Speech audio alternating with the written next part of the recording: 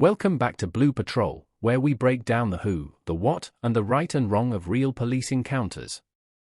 In this episode, we tackle trespassing, public forums, and the right to film, featuring footage from News Now, South Carolina. Be sure to check the description and show them the credit they deserve.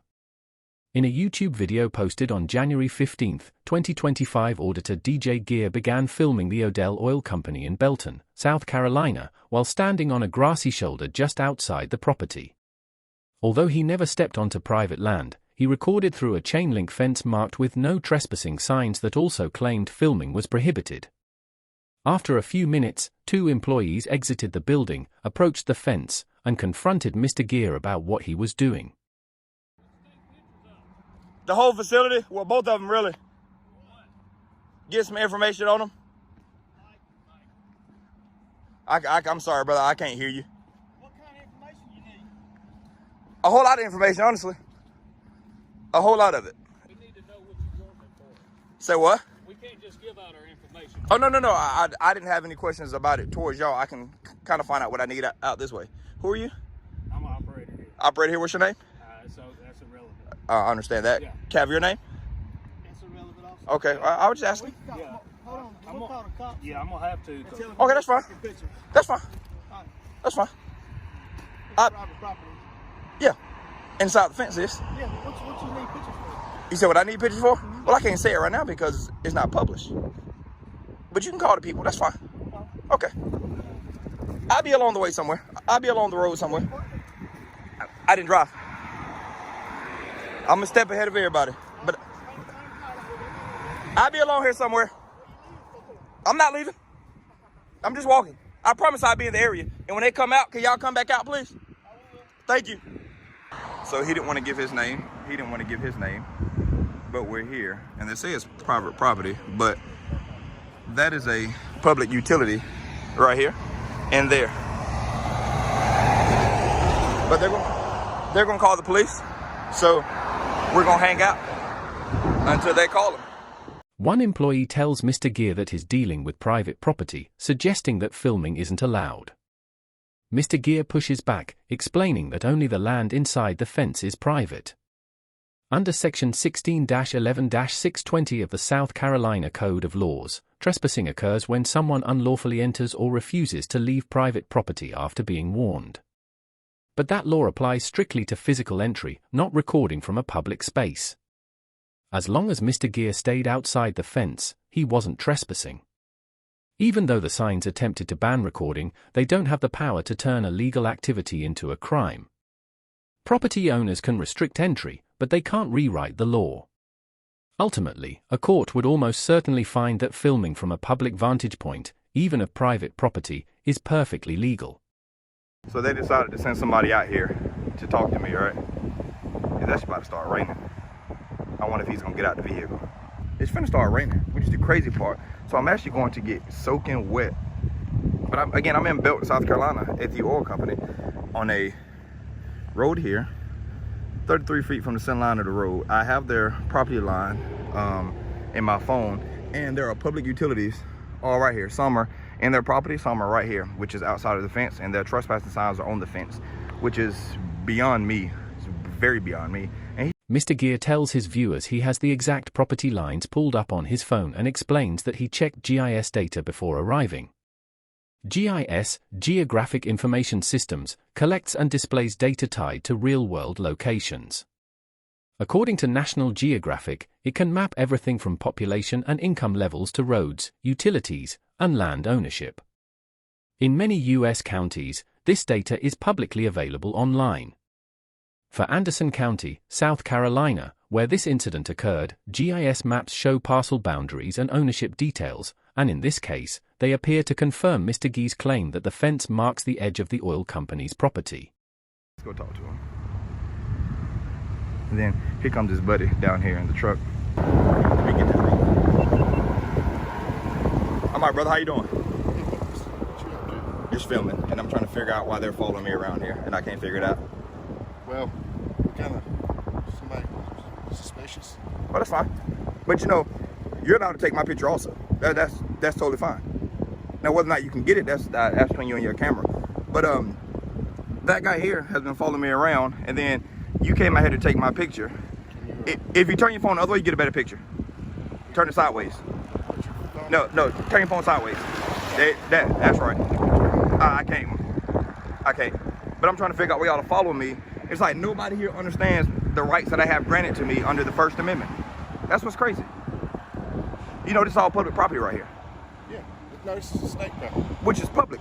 State property is tax funded, which makes it public. What are you trying to So my tax dollars, your tax dollars pay for it. I mean, it's suspicious. We have to report it and going in, so. I mean, that's fine. And again, I told the people over here to call the police, that's fine.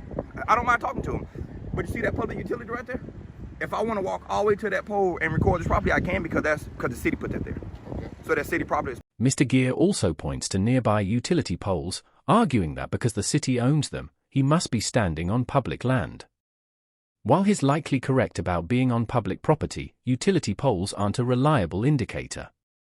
Governments don't always need full ownership of land to place roads or utilities. They often use easements, which allow public use while the land remains privately owned. Still, areas like streets and sidewalks are generally considered public forums.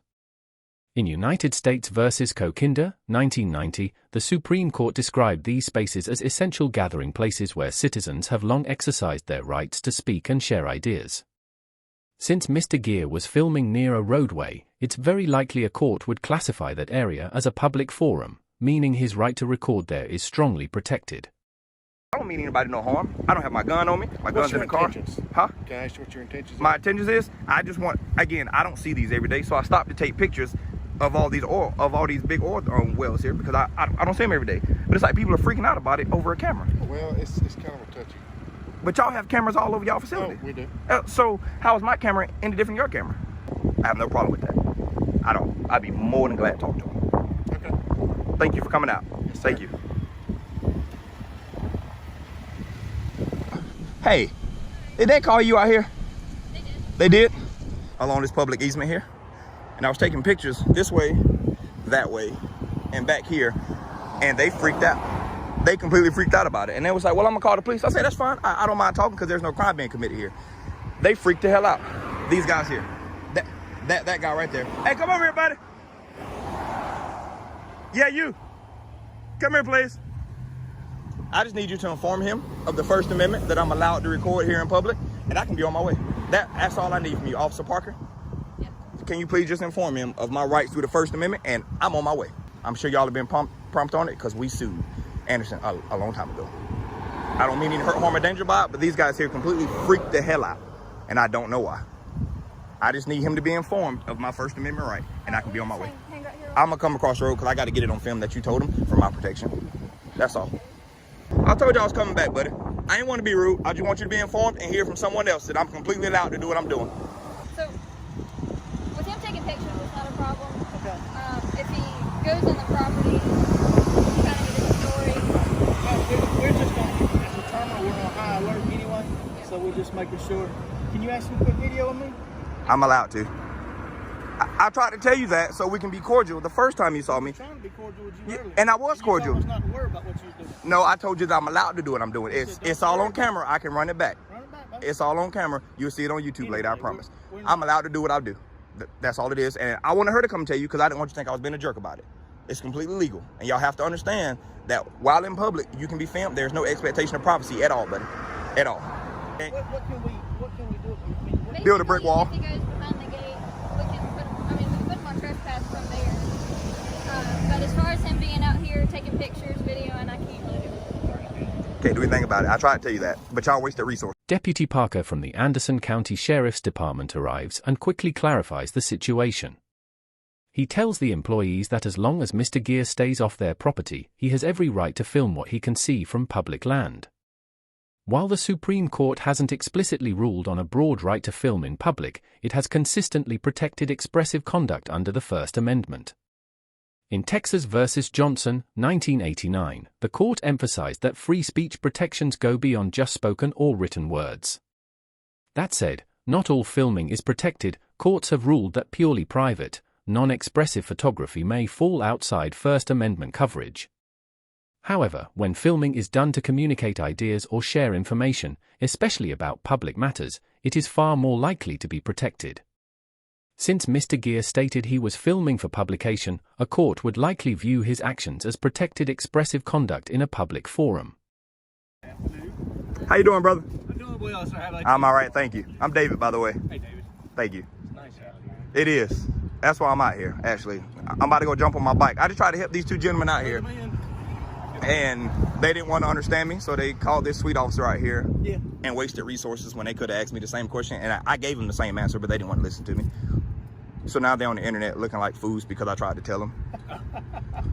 And those weren't my intentions. I tried to walk away, but then I saw her pulling up, and I figured that they called and wasted her sweet time out here. Sorry you had to come out here, Officer Parker. You're fine. Just do me a favor. Don't go behind the Oh, I won't. And I told them I have their property line on my phone. I checked the GIS survey.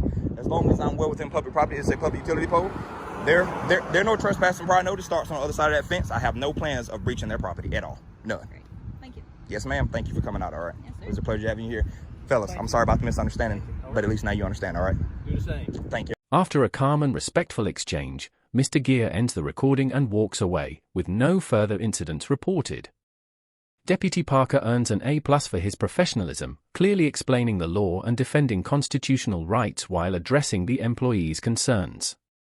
Instead of reacting with frustration, he turned the moment into an opportunity to educate. The employees, on the other hand, showed a misunderstanding of both trespassing laws and First Amendment protections, but hopefully walked away better informed. Mr. Gear also earns an A for staying composed, standing his ground, and doing his homework beforehand using GIS data. Too often, auditors fail to prepare and end up crossing legal lines, which not only risks arrest but also damages the credibility of the entire auditing community. This encounter shows how knowledge and professionalism on both sides can turn a tense situation into a productive one. Let us know in the comments if there's another case you'd like us to break down, and thanks for watching.